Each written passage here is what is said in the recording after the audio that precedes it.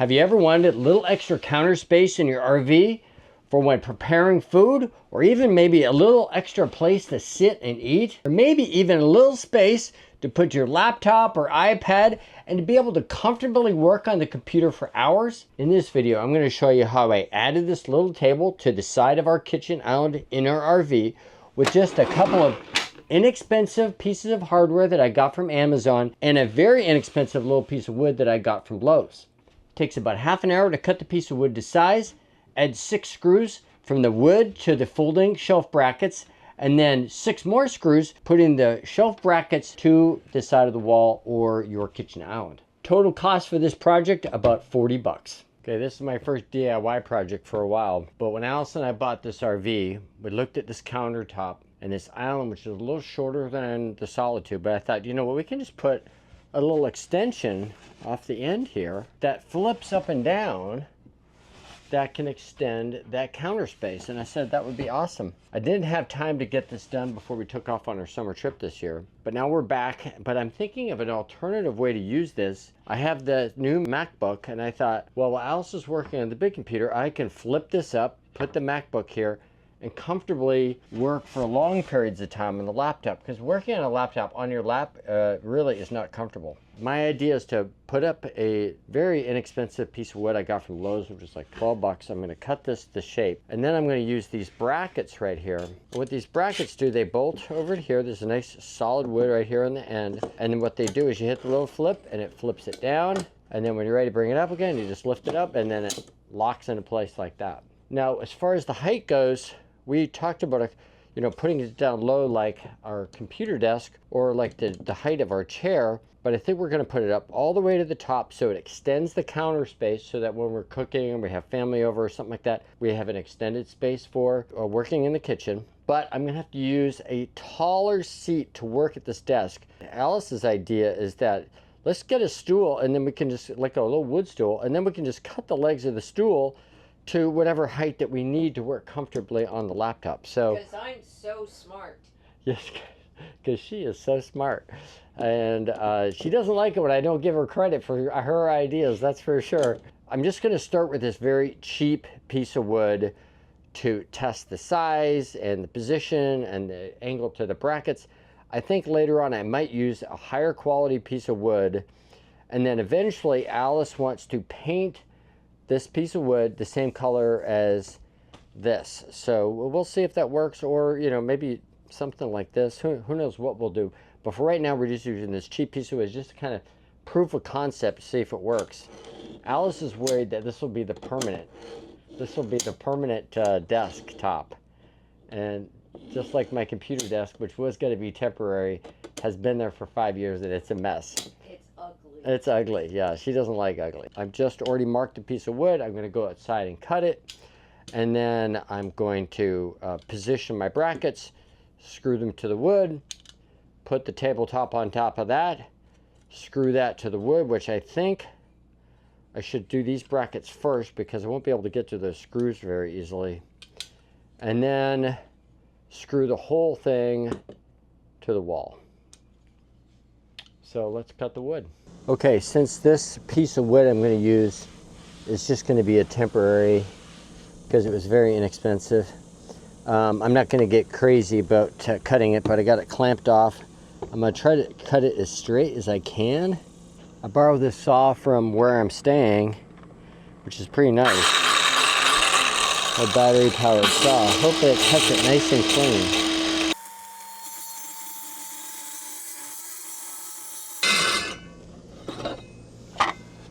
Hey, hon, I need your hand for a second.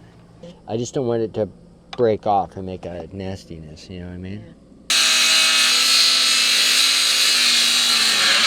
See, it was binding on. Now what I'm going to do is I'm going to round off the edges a little bit. See, I've just rounded those edges a little bit. All the edges to make it nice and smooth. This is a very rough piece of wood. This is an inexpensive piece of wood that I got from Lowe's, but I still wanted to make it look as nice as possible. So I just took some 80 grit sandpaper, wrapped around a little piece of wood, and then softened all the side edges down, and then also made sure that I rounded all the corners so if I was walking by it and accidentally bumped into it, it wouldn't cut or cause a bruise. Got it sanded off pretty nice. I'm not gonna actually sand the surface. I kind of like that rough kind of feel to it, you know? $12 piece of wood. Not bad for a quickie. Good. Okay, let's put it inside now. Okay, just took a spill down the stairs. So I gotta take it easy because I'm not the strongest I've ever been right now. So I got my marks to where I want to put these babies. Basically, I got them 2.5 inches from the side, and they should line up with the back. I'll make a little pencil mark here. All my little holes. Let's do this. This in the back. So that's just right there. I'm gonna make a little pencil mark here. Pencil mark. And it came with these little screws that shouldn't go through. I'll check to make sure that the depth. Now these should be good. These won't go through. Just gonna screw those babies in there. This is probably gonna be a temporary piece of wood. Eventually get a really nice piece of wood. Okay. Got the 3 screws in the bottom, 1, 2, 3, right there. And line this up and make sure that is right there.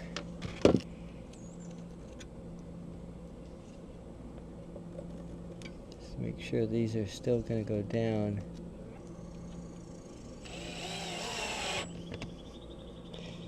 Make sure I don't strip these by screwing them in too hard.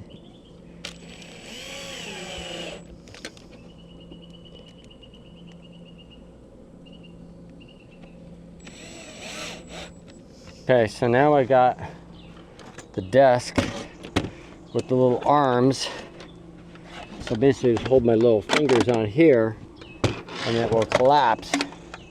It'll be like that. So to mount them, pull this up here like this, pull this up here like that, and then now I've got to sit it up in there, line up my mounting holes, and then put the screws in. Now it came with these wood screws, which I'll probably just use these wood screws that came with 6, 3 holes in each. I should be able to just screw that in there. Let's go ahead and take a look at that. I ended up repositioning the shelf brackets a little bit farther toward the outside of the board. This way it would just screw into a more solid piece of my iron, but it only took a couple seconds to pull out the 6 screws and put it back in again. Again, making sure that the edge of the shelf bracket is lining up well with the edge of the wood so that they're flush when it's mounted. Okay, now I got it positioned better. Let's see now, so they're right there on those brackets where exactly where I want to be. Kind of just temporarily clamp that in there. See how I like that.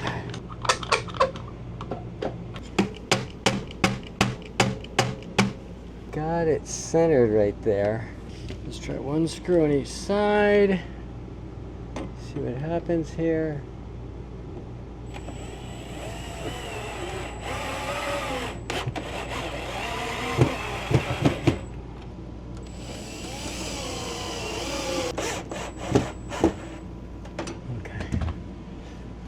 Off and see what happens here. Now, is that gonna... Oh, fine. Perfect.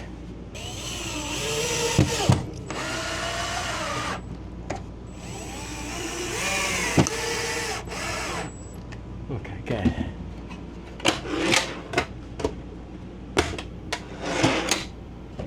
Nice.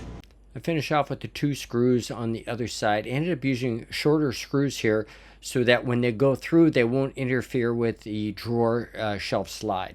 Now, because this table sits up quite a bit higher than our computer desk, which is where we use this chair that actually came with the RV, I used to use this cushion on top of it. Now I have this little stool that I got from Amazon. I think I paid $36 for it.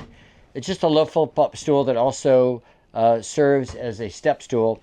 But then I just take this, put my cushion on it, and now I'm at a good height to work on this computer. The whole idea is that I can work on this computer while Alice works on the main computer, and we can both edit at the same time. Have you ever wanted to add a little extra counter space in your RV, but you also want to keep it tucked away when you don't need it? Or have you got a better idea? Please share your ideas and comments down below. Now, hopefully I'm going to start doing more of these RV DIY projects. If you don't want to miss one, please consider subscribing by clicking the link down there. I'm also going to leave a link to a playlist of more of my RV DIY projects right over here. And remember, downsizing does make sense.